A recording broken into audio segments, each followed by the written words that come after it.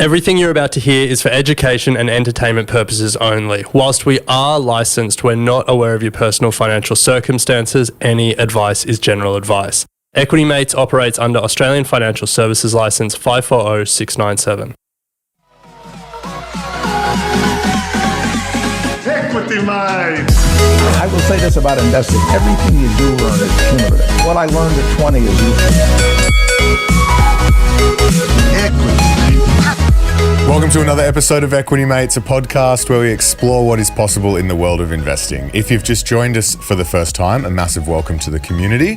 My name is Bryce, and as always, I'm joined by my equity buddy, Ren. How are you? I'm very good, Bryce. Very excited for this episode. We are back with an Ask an Advisor episode. We are covering perhaps the most unthought about, unloved part of finance and your personal finances, that what we've learned over the past year is probably one of the more important ones and can make a massive difference. And we've got an advisor that specializes in this area today to help talk us through it. Phil Thompson, welcome back to Equity Mates. Thanks for having me. And yes, I agree. We are the ugly cousins of the finance world. Yes, that's right. And today we're talking about life insurances. Well, yeah, we should have disclosed All that. the ugly cousins. We can just refer to that. Yeah. Look, all things life insurances. Yeah, Yes. we've spoken to Phil. You first came on the show towards the start of this year, and then you and Bryce did a solo episode. I wasn't allowed to come to that recording. Well, I mean, you were travelling overseas, so we would have preferred to come to you, but we had to go to Bryce. But it has been really eye-opening, I think, for us, certainly to speak for myself, for me, just to understand the intricacies of this world and I guess the opportunities to do things, to set yourself up, to use your super as a way to do it. And so we want to cover all of that today. But before we do, just one quick piece of housekeeping for listeners in Brisbane. We are coming to Brisbane for our next live event, 24th of October at the Good Chat Comedy Club. We are doing Property v Stocks, Yes. is what we're labelling it, with Sam from Australian Property Scout. But don't worry, there's going to be heaps of stock market investing content if that's what you're interested in. Tickets are available. Head to the show notes, and we can't wait to see you there. That's it. Melbourne sold out in under a week, so jump on it. So that's the bar. Yeah, and Phil, you're actually at our Melbourne event. I was there. It was a what would you packed rate house. it? Packed house? Yeah, it was. Yeah, it was a packed house. There wasn't even enough seats for me, so I had to we can't stand even up the give back. we can't even give Equity Mates VIP seats. So no, that was a good event. Thank you for coming. Let's crack into it. Phil, for those that have just joined the show for the first time or perhaps may have missed our previous episodes, can you just give us a rundown on who you are and I guess specifically, what is life insurance and what are you focusing on? Yeah, so Phil Thompson, I run a business, Skye Wealth. So we've got a number of advisors, 5 advisors in our team and a whole bunch of support staff in our team to help our clients. So what we do is we're financial advisors, but we just specialise in life insurance, in the category of life insurance. So the different product types is life insurance or death cover, disability insurance, income protection, trauma insurance, and child's cover. So we went into a bit of depth in a previous episode. So if anyone's interested in knowing more about it, you can hear us on that episode. So that's the products that we help people set up. And, as we'll touch on today, there are different ways in which you can buy those products. You can go through a financial advisor, you can go direct to your super fund, or you can, with the use of a financial advisor, you can get your super fund, whatever super fund you're with, to still pay those premiums no matter which insurance company is chosen for you. And why do you think it's the ugly cousin? Like what about these insurances really, why do we see them in a different light to car insurance and all those other sort of general insurances? Yeah, I think, there's a few reasons. It's harder to purchase. It's a very difficult purchasing process, which we'll talk about today, your experience. And the reason being, car insurance is very easy to underwrite. So underwriting is an insurance company makes an assessment on the risk. So for cars, we understand the theft rate in a particular suburb. Is your car in a lock-up garage? Is it parked on the street? So it is relatively easy to assess that, and a lot of those stats are fairly publicly known. But two people with the same job, same age, same income may have very different health histories, and that has a big impact on these life insurance covers in terms of their assessment. So the insurance company goes into that a lot of detail about individual health histories, and that's why the purchasing is difficult, and so that's kind of why it's the ugly cousin. But insurance in general, like we're talking about stocks and their performance and how sexy and exciting that is. We all like to see someone's gone up by 10%, versus 5%. But insurance at its core is a bill that you pay every single year that you hope never to get a return on, because the return means that something's gone wrong. And for car insurance, you've had a car crash and you've got to go and deal with that. For life insurance, it means someone's passed away, or you cannot go to work for a number of months, or you're totally disabled, or you've had cancer. So it's really, we pay this bill, we hope to never get anything in return, but if something happens, we want to make sure we have it. So that's why it's an ugly cousin, because we're just selling bills, basically. Yeah. Selling bills. I reckon there's another reason why you're the ugly cousin, which is that if you think about the other forms of insurances, it's like the government pushes people or forces people to get them. Like if you have a car, you need third-party insurance. If you are earning above a certain amount, you get taxed more if you don't have health insurance. And so like those insurances are a lot more normalized and just they're part of like everyone's financial setup, because that's where the government is pushing people. But it's not the same. Like you don't like when you setting up your finances, it's not like your parents are like, you need to get life insurance in the same way they're like, you need to get car insurance. It's just not normalized in the same way. And I mean, there are other reasons. Like as Australians, we don't want to talk about our mortality. Yeah, it's not very exciting. Like, when are you going to die? Like, do you Yeah. ever talk about death or disability with your friends at the barbecue? Yeah. We all have experiences of, someone's found out they've got cancer. We all know someone who's had cancer, and the older you get, the more stories you collect, unfortunately. But that rarely comes with a question of, do they have insurance? Unless you're me, and that's my first question is always, did they have insurance cover? Like, could I have done more to help them get insurance cover? Because there'd be a much better situation if they had that policy. Phil's wondering why he's the ugly cousin at the barbecue. It's because his first question is, how insured are you? And it's the long hair. That's the other thing. Well, I think that was the trigger for me. Two triggers for me. One, we've been doing content with advisors now for probably almost 2 years. And I think in most instances when we talk about like the foundations of getting sorted, it's always, emergency funds and getting cash flow and that stuff, right? And then a lot of them say, and get your life insurances. And so for me, that was like, I haven't really looked into that. But also firsthand, like my mum had cancer and was out of work for 3-4 years.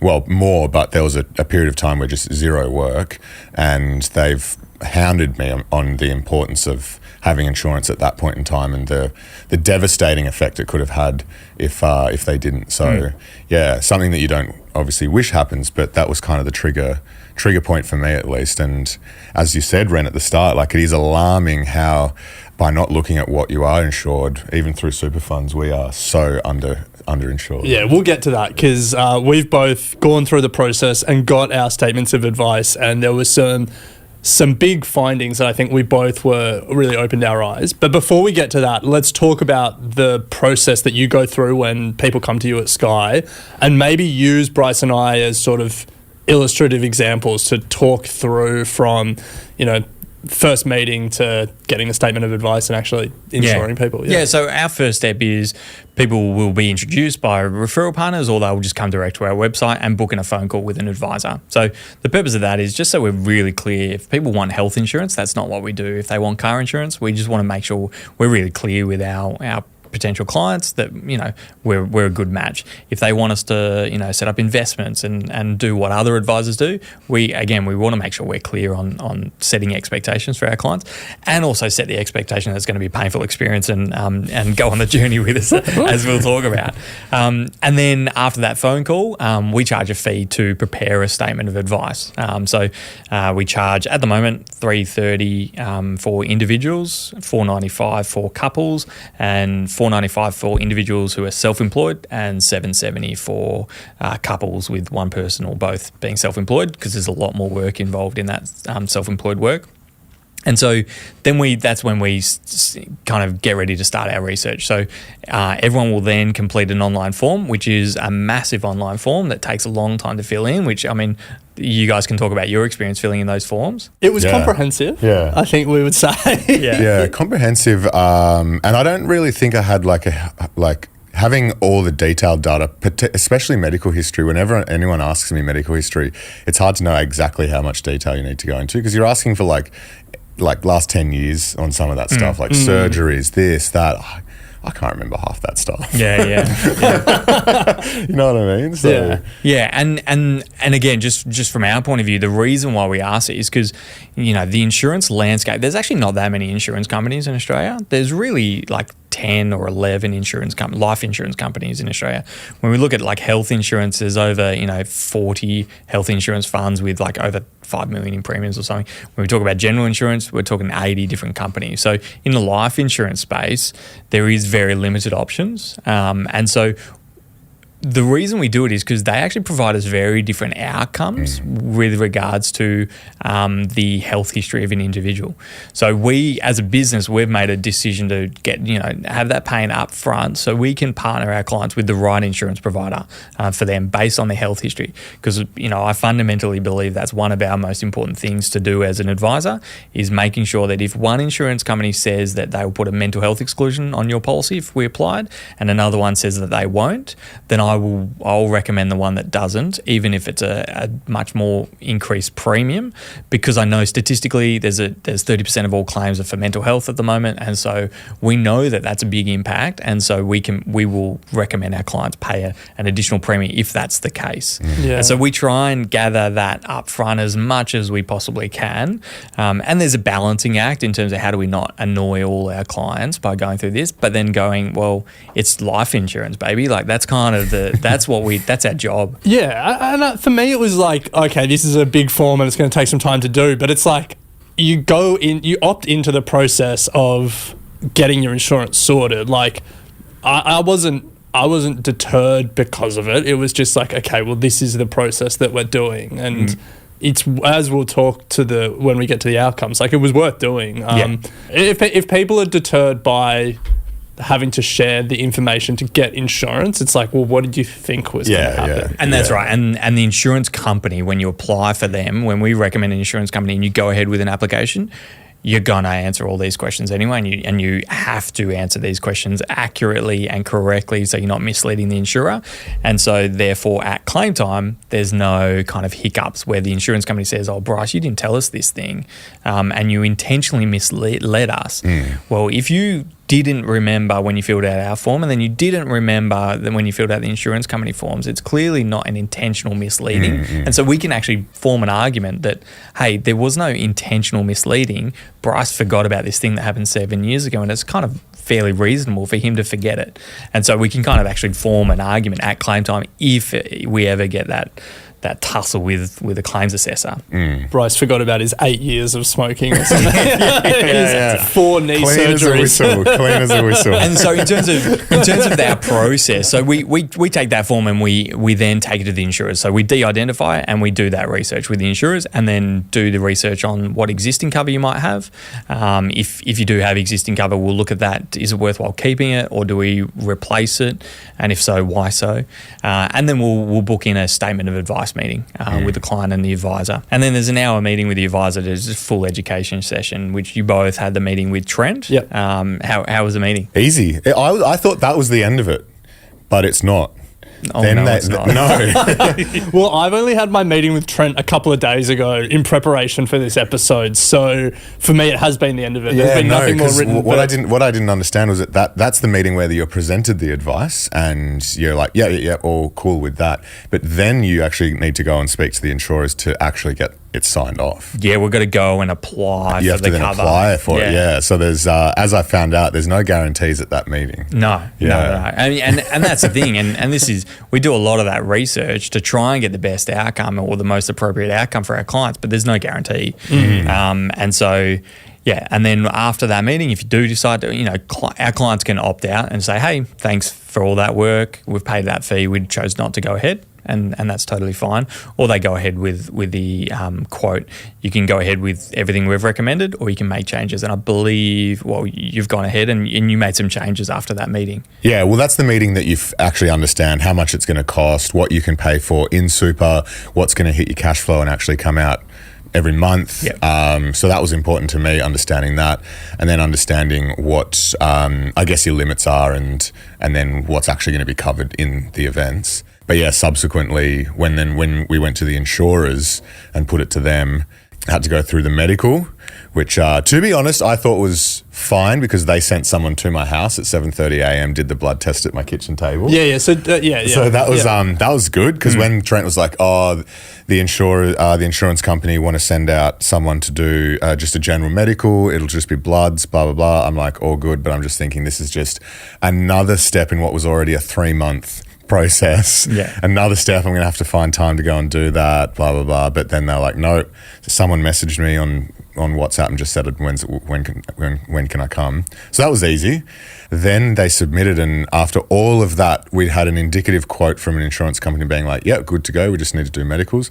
Medicals came back fine, but then they walked back on their quote and effectively said, we're not going to cover you for income protection. Yes, that's right. And so, I mean, just touching on the medical side of the thing, and this is where this is a big part of our job as advisors, is talking about these exclusions, and we disclose as much as the clients give us, and the insurance companies come back and give us an indicative outcome, and a lot of the times they honour it, especially if the information is the same, and we get very annoyed if they don't. And for your case, we got very annoyed that they didn't, because there was actually no information that changed in that transition period. I won't name the insurance company, but they were actually the only ones who were willing to look at income protection, and then when they got the application, they pulled it back. And this is a 3-hour episode, so thank you guys. But like sometimes internally, the underwriter who makes the assessment can kind of, based on our relationship, can make some judgment calls. But if they get any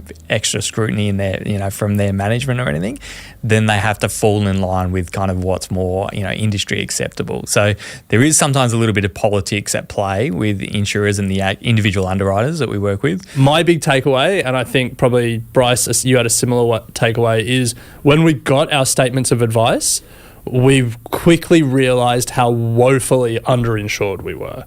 You guys do the projections and you talk about, if something goes wrong, what we would need, even if it's just like loss of income for a couple of years, let alone if like we can't work again. And you start to compare what we're insured for with our default super with what we probably should be insured for. And it's pretty eye-opening. So I guess you've seen a lot more statements of advice than just Bryce and I. Like, talk to just like the level of underinsurance you see. Yeah, I mean, it's huge. Like, you look at the biggest super funds, the max level of cover is, anywhere between like $130,000 to $250,000 at kind of its peak. And it's interesting you say that, because I remember our first episode, you're like, yeah, I've got insurance. I'm pretty adequately insured. And I was like, if you've got the default cover, it's probably $250K. That's exactly what it is. Do you think that's reasonable? And you're like, yeah, $250K, that's all right. But then when you think about it, even just simple maths and just go, what is my income, annual income?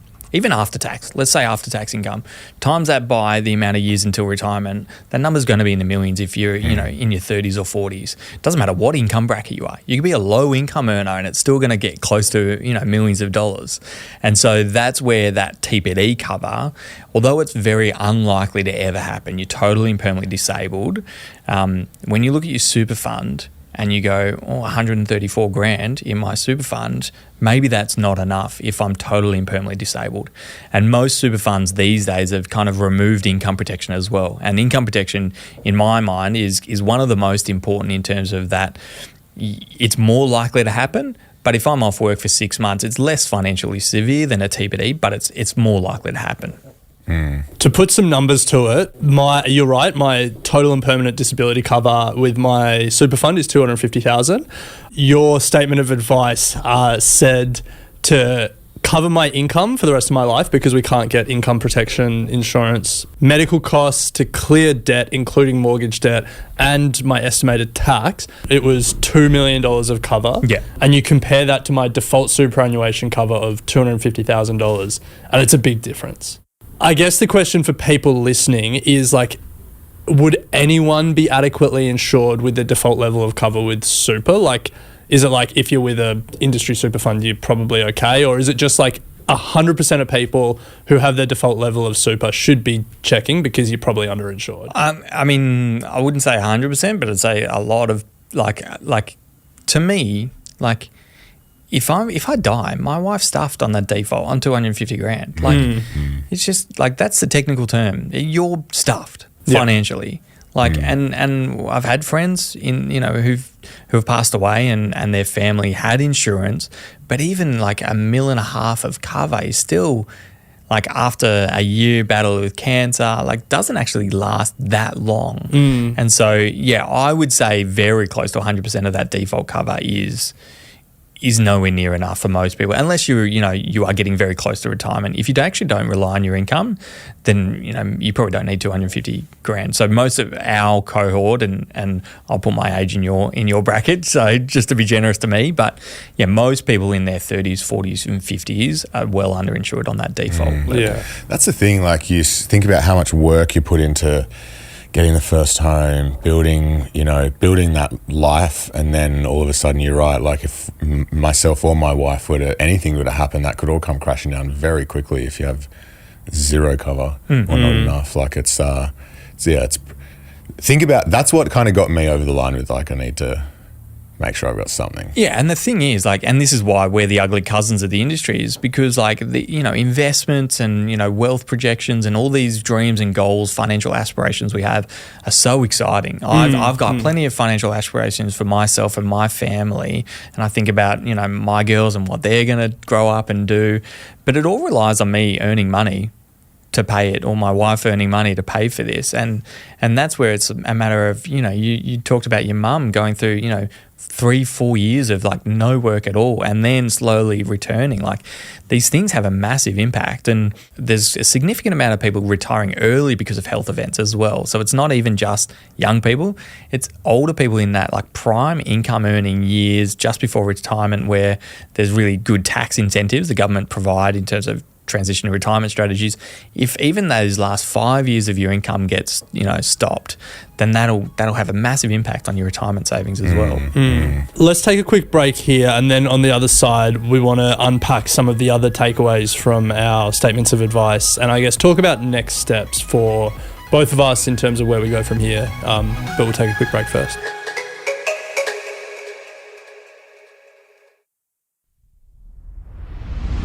Welcome back to Equity Mates. We are talking all things insurance. This is an Ask an Advisor episode. We're joined by Phil Thompson, Director and Financial Advisor at Skye Wealth. Bryce and I have both gone through the insurance process with Skye, with your team, Phil.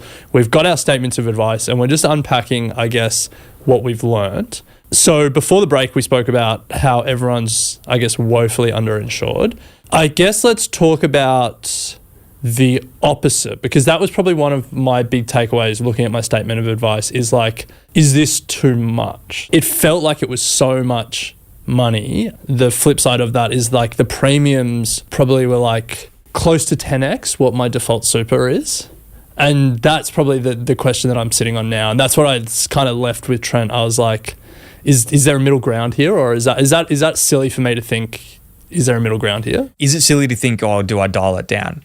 And this is the question that we pose internally, and we're very thoughtful about our advice because we give advice to lots of people, and we want to make sure we're being super thoughtful about it. But one person's overinsurance is another person's underinsurance.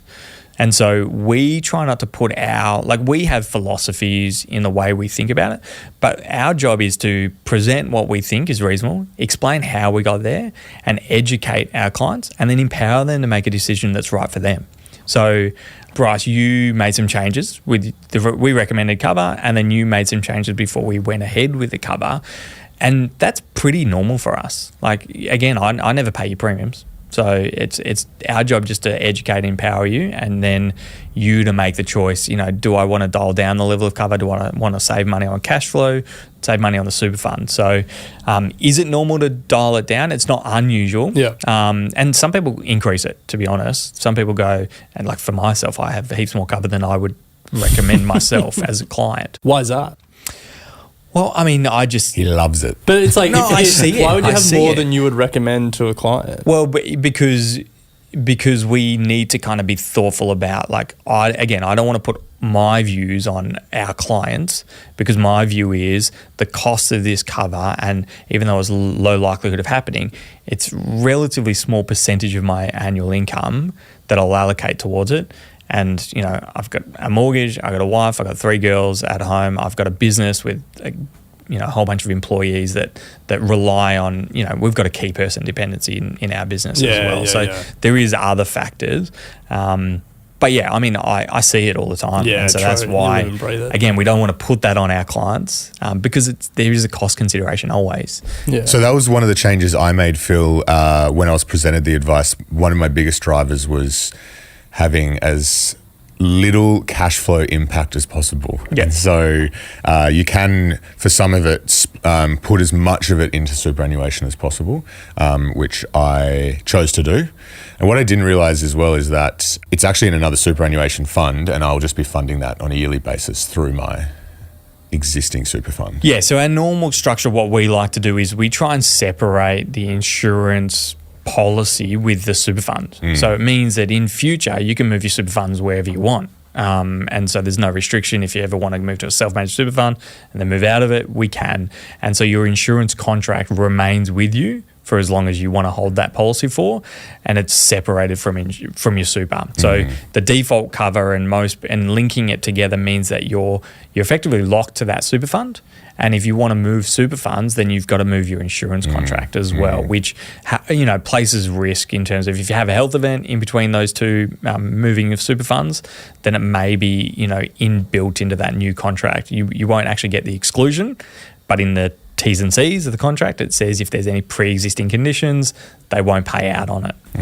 Now, any other key takeaways, Ren, from yours? Yeah, so another big one that, so unlike health insurance, you can't do this as a couple. And so you can go through Skye as a couple, and you can get you can fill out the forms together and all that stuff. But at the end of the day, when you go to the insurance company, it's an individual process. Yeah. I feel like a lot of the considerations around is it too much came from it's a very individualized statement of advice. And the clearest example of that is my fiance and I have a mortgage together, but the advice includes clearing the full cost of the mortgage, just me. Yeah. Do you want to talk about how we should, and how, I guess, me specifically, but people generally should be thinking about these insurances when it is so individualized, but a lot of the actual reality of if I got injured and couldn't work again or something like that would be like a shared burden and something we'd manage together. It impacts others more than it does you if you pass away. Yeah, for me it was more like, I would need to be able to cover my half of the mortgage, but my fiance would still be working. So that feels like I'm perhaps overinsured based on the reality of how it would play out. Yeah, that's right. And that's where we always have the position of one person's overinsurance is another person's underinsurance. And it depends on the individual circumstances. We do have a process where you can go as an individual, and then we have our philosophy around that, and you can go ahead as a couple. And depending on your actual situation, even if you're going ahead as an individual through our process, but you have a de facto or partner, the numbers will be impacted by it. So this is where we make a recommendation. If you're disabled, we want to clear your mortgage. Even if you're, within your household unit, you're covering 50% of all the bills or however it works, we make a recommendation to fully cover it because it'll have a massive impact. Your partner, are they going to take off time off work? If you're disabled, will it have an impact on their income capacity? Potentially in the future, will you have kids? And they're the considerations that you as an individual will come to and think about. And that's where it's a matter of we don't put any kind of hesitation or issues on making changes, because that's where you'll say, actually, you know what, I only want to cover 50% of that mortgage. We just adjust the quote, send it to you, and you just sign off on that alternative quote. Yeah. And there's different reasons. Both of you as well came ahead as individuals. Your consideration to making changes is, do I need to cover that full mortgage or actually just half of it? And for you, Bryce, you were thinking, well, I actually want to save on cash flow premiums, and I'm happy to put more through the super fund. And so two people, very similar situation, similar occupations, have different competing, thinking about ways in which you want to save money. And that's the job of us as advisors, to kind of, tease those questions out of you. Like, what is it that you want to make adjustments? If this premium if you're uncomfortable with this premium, it's where is the areas of concern? And so for Ren, that mortgage, do I actually need to clear that full mortgage? Great. We'll just halve it and we can go forward. And for yourself, Bryce, it was, cash flow premiums. Got there in the end. What percentage of your superannuation that you're putting, your superannuation guarantee that you're putting in your super fund, should you be comfortable in paying in premiums? Because obviously, there is a trade-off. Otherwise, that money would be invested. Correct. So do you guys have a rule of thumb of they're putting this much into super and we don't want the premiums to be more than X percentage or anything like that? Yeah, I mean, we have a cap in which we, from a compliance point of view, we don't want to exceed a certain cap. Our cap's very generous in terms of we will allow people to cover a significant amount. So we'll pay up to 50% of super contributions towards insurance. Wow. And the reason being is because one person's, and not overinsurance, underinsurance, it's just different situations. So if we've got a young family where, we've got a blue collar occupation, may have loadings on the policy, may have some extra cost built into the policy because of their lifestyle, but they've got a young family and their need for cover is really important. Should they allocate, 50% of their super contributions towards these insurance at that life stage? Potentially. And then as they get older and their actual financial needs come off, we can actually dial down the cover. So we're pretty generous in terms of we allow a high level of super contributions to go towards insurance. We actually like to not go anything above 35%, but we'll allow up to 50% from a compliance point of view. But again, that same individual, if they're a white collar professional and doesn't have any health extra cost based on their own health history or family history, then their cost may be the exact same level of cover, maybe 10% of their super contributions. And so it is, again, this is where as advisors, we need to be thoughtful about what we recommend on the whole, but each individual will have very different needs. And so, again, is it right to spend 50% of your super contributions towards life and disability and income protection if you're a heavy blue collar worker with a young family? Maybe, maybe not. If I was to sum up what I've learned through the process so far, first of all is that the majority of these insurances, 3 of the 4 insurances, can come out of your superannuation. And so if you're worried about not having the money or, it disrupting your cash flow too much, for me, that was a big hurdle that we overcame early. Second of all is just how woefully underinsured I was and how most people with the default level of super are. And then the final one is it feels like you can really plan for the absolute worst case scenario, and then it's about figuring out what level of risk you're willing to tolerate and trying to, I guess, do the morbid thought of projecting forward different scenarios and figuring out how you would manage it, or if you've got a family, how your family would manage it. And I think that's probably, that third one is where I'm up to now, and I don't have a good answer, but I need to speak to Alice and try and figure it out. Yeah. My other concluding thought, having gone through all of this, well, still going, to be honest, I still need to sign on the dotted line, but we've gone through this. Ren's done it. I've done it. We're now insured. No, we're not now insured. We're in the process. We're in the process of thinking it and trying to get to the point where we are adequately. But Harriet hasn't gone through this process. Alice hasn't gone through this process. And so now we're going to have...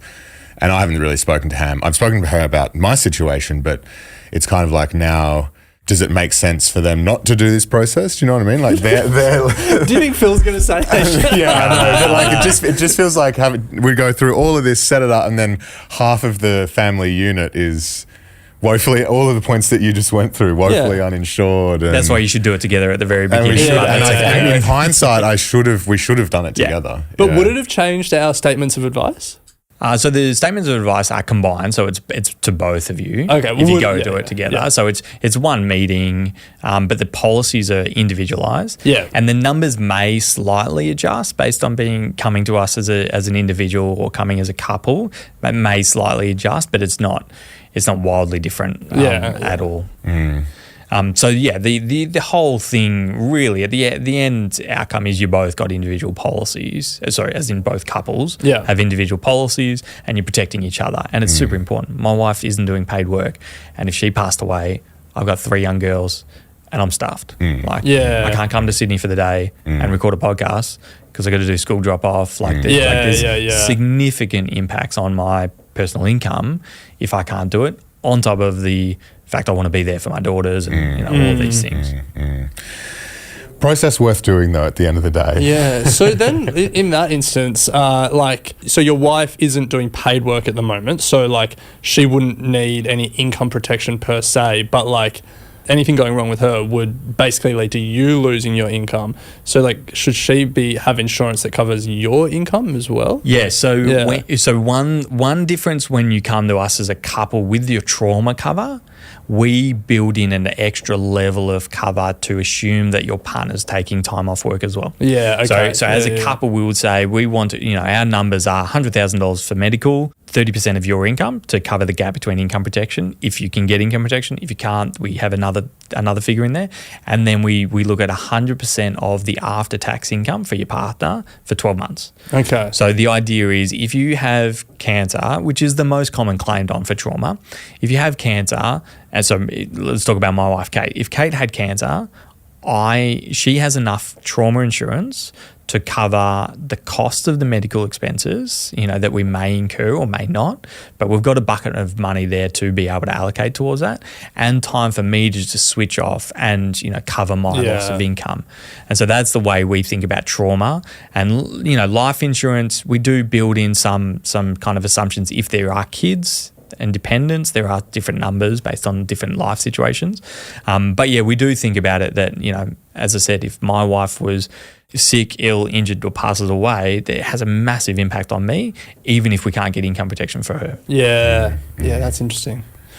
Well, I guess we got to get Ham and Alice to go through the process. And this is why we're the ugly cousin, because no one walks away from these conversations uplifted. Like, you don't walk away thinking about that's not the message that we want to the portfolio going up 20%. So much more exciting. I think like to talk about how I'm feeling about it, it's not relief, but it is a sense of like, this is something that I realized was an issue and did something about. Yes. And I think like hopefully people listening, if they're like, I've never thought about insurance, it's like, despite the conversation about how long the form was, like it's not an overly burdensome process to go through this process. And then Phil and his team are the ones that apply to the insurance company anyway. Yes. So And the thing we do